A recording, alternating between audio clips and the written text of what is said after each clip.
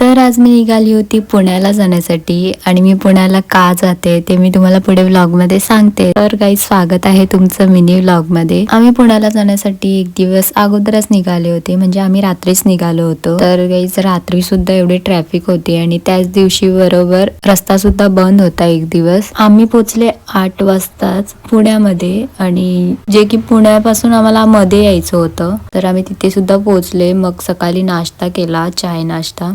थोड्या दिवसा अगोदर मी एक समीची व्हिडिओ टाकली होती, तर ती आले ट्रेनिंगला पुण्यामध्ये आहे. सो आम्ही तिलाच भेटण्यासाठी आल्यात पुण्याला. खूप म्हणजे दिवसापासून ती बोलत होती आणि तिची तब्येत सुद्धा डाऊन होती, म्हणून आम्हाला येणं भाग पडलं. समीचं सिलेक्शन झालं आहे MSF मध्ये, म्हणजेच महाराष्ट्र सुरक्षा बल, आणि मुंबईमध्ये तिचं सिलेक्शन झालं आणि आता ट्रेनिंगला आहे. फायनली समीला भेटलो आम्ही. नंतरला मग समी सर्व सांगत होती ते कसं असतं काय नाही, रोजचं रुटीन काय असतं.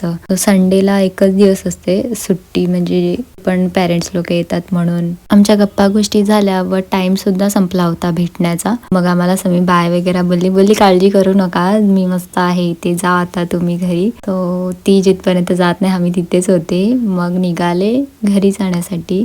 पहिल्यांदाच पुण्यामध्ये गेली होती आणि पुण्यामध्ये खूप सारं फिरण्यासारखं आहे, पण टाइम सुद्धा तेवढा नव्हता, म्हणून आम्ही विचार केला होता श्रीमंत दगडूशेठ हलवाई, जसं बाप्पा आहे तिथे फेमस, म्हणजे तर बाप्पाचं दर्शन करूनच जाऊ. दगडूशेठ गणपती बाप्पाची स्थापना 1893 मध्ये झाली. पूर्ण जगभरात प्रसिद्ध आणि नवसाला सुद्धा पावणारा बाप्पा आहे आणि जिथे तुम्ही जे पण काय बोलणार ते होणारच. आणि खरंच माझी तर खूप कधीपासूनची इच्छा होती दगडूशेठ हलवाई बाप्पाचं दर्शन घेण्याची आणि फायनली दर्शन झालं आणि एवढं भारी दर्शन झालं ना, काही बोलू. मस्त वाटलं. दर्शन तर खूपच छान झालं आणि नक्की सांगा कसा वाटला व्लॉग. भेटूयात आपण नेक्स्ट व्लॉग मध्ये. बाय.